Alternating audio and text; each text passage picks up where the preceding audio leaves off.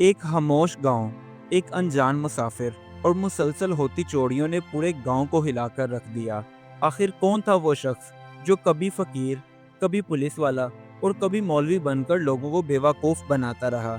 ये है बहरूपिये की वो चुका देने वाली कहानी जिसमें हर रूप एक नया फरेब था।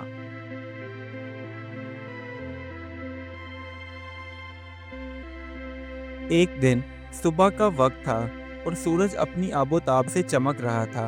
वहीं एक अजनबी पुराने फटे कपड़ों में कंधे पर एक बोरा उठाए खामोशी से गांव की जानिब बढ़ रहा था।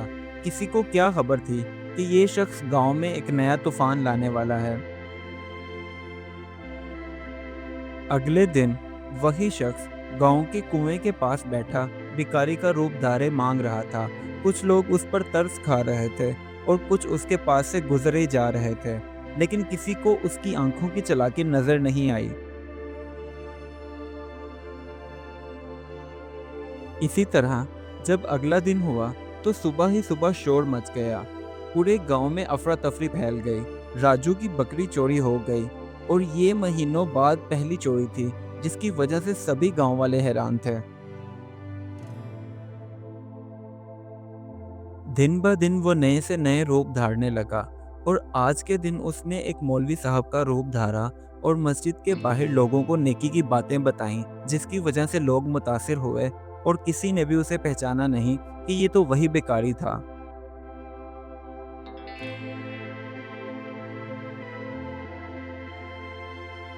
देखते ही देखते गांव में दिन ब दिन चोरियां बढ़ती ही जा रही थीं। कभी मुर्गियां गायब हो जाती, तो कभी अनाज और कभी हल्का फाला। पूरा गांव खौफ ज़दा था, मगर चोर का कोई निशान नहीं मिल रहा था। फिर एक दिन वही बहरूपिया एक सिपाही बनकर गांव आया और जाली शिनाख्ती कार्ड गांव वालों को दिखाकर कहने लगा, मैं शहर से आया हूँ चोर को पकड़ने के लिए। सभी लोग खुश हो गए, मगर वही रात सबसे बड़ी चोरी की रात थी।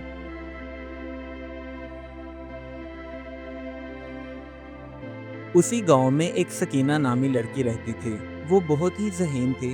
एक दिन उसने रात के वक्त उस बहरूपिये को रूप बदलते हुए देख लिया और वो हैरान रह गई, क्योंकि वही शख्स कल मौलवी था और आज सिपाही। सकीना ने घर जाकर सारी कहानी अपने बाप को बताई, तो उसका बाप अपनी बेटी को लिए गांव के सभी लोगों के पास गया और उन्हें जाकर सारी बात बताई, और सब ने मिलकर एक चालाक मंसूबा बनाया चोर को बेनकाब करने का।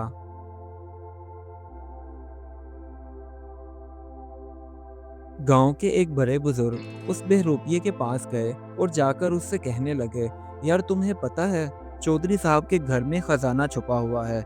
देखो वो कितने किस्मत वाले हैं। बस फिर चुपके से वो बहरूपिया रात के अंधेरे में खजाने के लालच से चौधरी साहब के आंगन में दाखिल हुआ, और वो नहीं जानता था कि उसे देखा जा रहा है।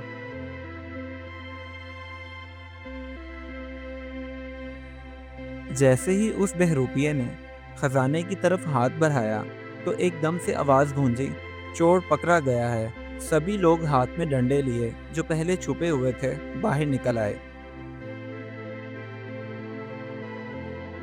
जब सब लोगों ने मिलकर उसका बोरा खोला, तो उसके अंदर पुलिस, मौलवी, बेकारी और कई रूपों के कपड़े निकले। सब सच सामने आ चुका था।